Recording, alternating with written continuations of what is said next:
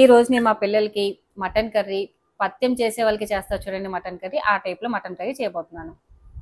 ఆ పత్యంలో చేసే మటన్ కర్రీకి చాలా ఈజీగా చేసేసుకోవచ్చు. దానికి కావాల్సిన మెయిన్గా ఎల్లుల్లిపాయలు ఇవి ఒలిచి పెట్టుకొని కట్ చేసుకోవాలి.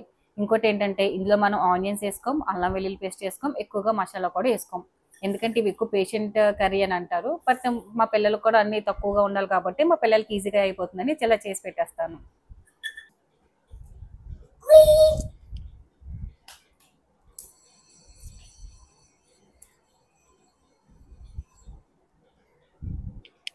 ఇంకా ఎల్లుల్లిపాయలు తొక్కలు ఫాస్ట్గా వచ్చేయాలంటే ఇలా మధ్య కట్ చేసుకొని ఇలా అంటూ వచ్చేస్తాయి.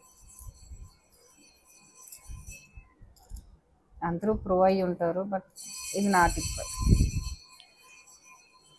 అదే చేసే కూరల్లో మా జాబిలమ్మ హెల్ప్ లేనిది నేను ఏ కర్రీ కంప్లీట్ చేయలేకపోతున్నాను.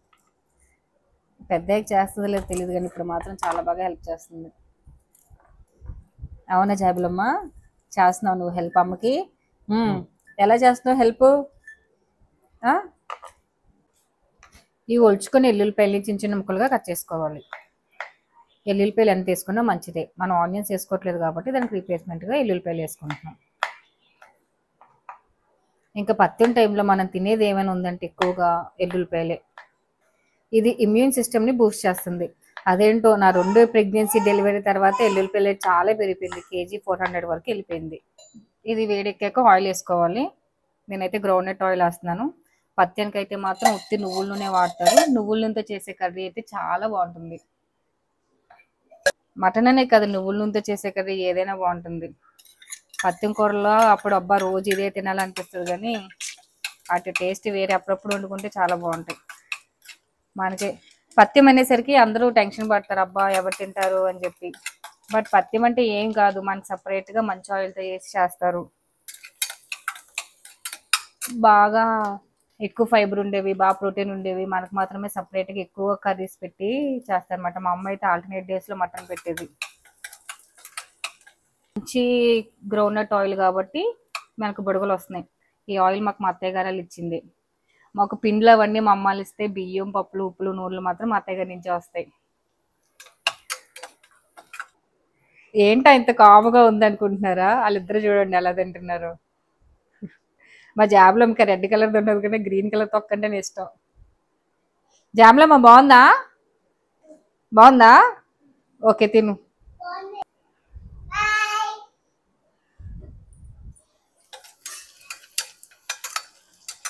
ఇంక ఇందులో మనం ఆనియన్స్ వేసుకోవట్లేదు, అల్లం వెల్లుల్లి పేస్ట్ లేదు. సో ఎల్లుల్లిపాయలు ఇలా కొంచెం వేగంగానే మటన్ మనం నీట్గా వాష్ చేసి పక్కన పెట్టుకున్న మటన్కి ఏమో వేసుకొని ఒకటి బాగా ఫ్రై చేసుకోవాలి.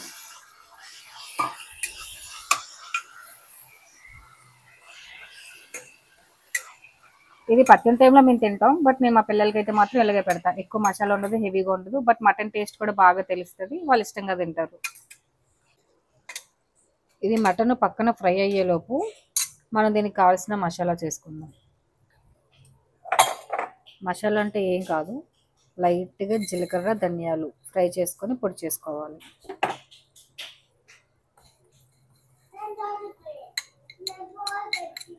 నా పావు కేజీ మటన్కి 1 స్పూన్ జీలకర్ర అయితే సరిపోతుంది. ధనియాలు కూడా కొంచెంగా వేసుకోవాలి. ధనియాలు, జీలకర్ర బాగా ఫ్రై అయ్యాక పొడి చేసేసుకోవడమే. ఈ మటన్ కర్రీలోకి ఫ్రెష్గా వేసుకుంటేనే మనకి ఫ్లేవర్ బాగా తెలుస్తుంది. ఈ పత్యం కర్రీలో కూడా స్టార్టింగే వేరు. డెలివరీ డేస్ పెరిగే కొద్దీ మనకి కర్రీలో అప్డేషన్స్ వస్తాయి. స్టార్టింగ్లో అయితే ఓన్లీ ఒక ఎండుమిరపకాయ వేసి జస్ట్ ఇలా ఉడకబెట్టేసి ఇచ్చేస్తారన్నమాట మటన్ కర్రీ. ఇంకా తర్వాత మంత్స్ పెరిగే కొద్దీ మనకి 3 మంత్స్ అయితే కొంచెం ఒక సగం ఉల్లిపాయ, కొంచెం పాత నిలువగా ఉన్న కారం, ఇంకా అలాగా కొంచెం ఈ ధనియాలు, జీలకర్ర వేపిన పొడి అలా వేసి మనతో పాటు మంత్స్ పెరిగే కొద్దీ కర్రీలో అప్డేషన్స్ కూడా వస్తాయన్నమాట. బట్ స్టార్టింగ్లో మాత్రం ఇలానే పెడతారు.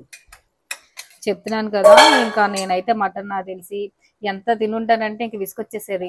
ఒక్కొక్కసారి మధ్యాహ్నం రాత్రికి అదే తినాలంటే బోర్ కొట్టేసేది. అప్పుడు మా అమ్మ ఏం చేసేదంటే ఇలా మధ్యాహ్నం మాత్రం కర్రీలా పెట్టేసి నైట్ అదే కర్రీలో రైస్ వేసేసి కొంచెం మటన్ కీమా ఫ్లేవర్ రైస్లో చేసేసేది. ఇంక ఈ 2 అయిపోయినాయి. ఇంకా మనం పొడి చేసేసుకోవడమే. మనం ధనియాలు జీలకర్ర వేపుకున్నాం కాబట్టి నేను పొడి చేసుకున్నాను. ఇది కొంచెమే వేసుకున్నాం కాబట్టి కొంచెం రఫ్గా వచ్చింది కాబట్టి నేను ఫిల్టర్ చేసుకున్నాను.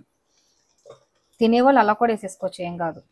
అండ్ ఇందులో కారం వచ్చేసి ఓన్లీ ఒక ఎండుమిరపకాయ. ఇందులో కారం కూడా యూజ్ చేయం, ఉల్లిపాయ యూజ్ చేయం, మసాలా యూజ్ చేయం. మసాలా ఇన్ ద సెన్స్ అల్లం వెల్లుల్లి పేస్ట్, జస్ట్ ఒక ఎండుమిరపకాయ వేస్తాం. దాంతోపాటు ఈ జీలకర్ర ధనియాలు వేపుకొని పొడి చేసుకున్నది.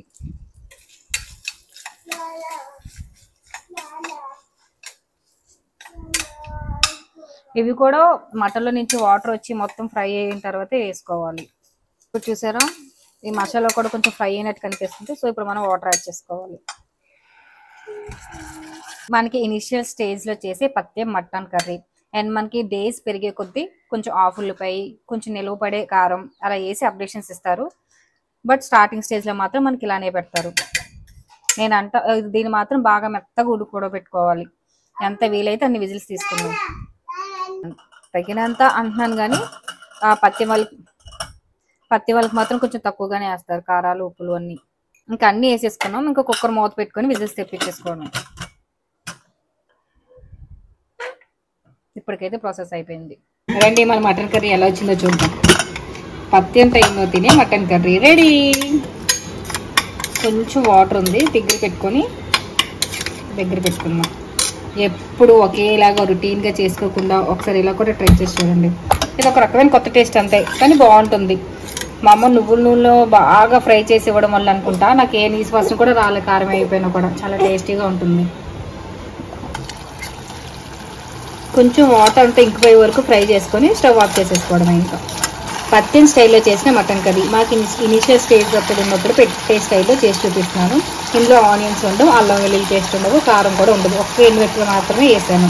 ఈ స్టైల్లో మీరు ఎప్పుడైనా చేసుకోకపోతే ఒకసారి ట్రై చేసి ఎలా వచ్చిందో కామెంట్ చేయడం మర్చిపోవద్దు. ఇదిగోండి ఇలా కూర దగ్గరికి అవ్వగానే ఇంకా ఆపేసుకోవడం. ఇది వేడివేడి అన్నంతో తింటే చాలా బాగుంటుంది. అదే నువ్వుల నూనెతో చేసుకుంటే ఇంకా బాగుంటుంది. బట్ నేనైతే పల్లీల నూనెతో చేశాను. ఇది కూడా టేస్ట్ బాగానే ఉంది, టేస్ట్ చేశాను. మీరు కూడా ట్రై చేసి కింద కామెంట్ చేయడం అయితే మర్చిపోవద్దు. అలానే మీకు రెసిపీ నచ్చినట్టయితే ఛానల్ సబ్స్క్రైబ్ చేసుకోండి. Bye bye.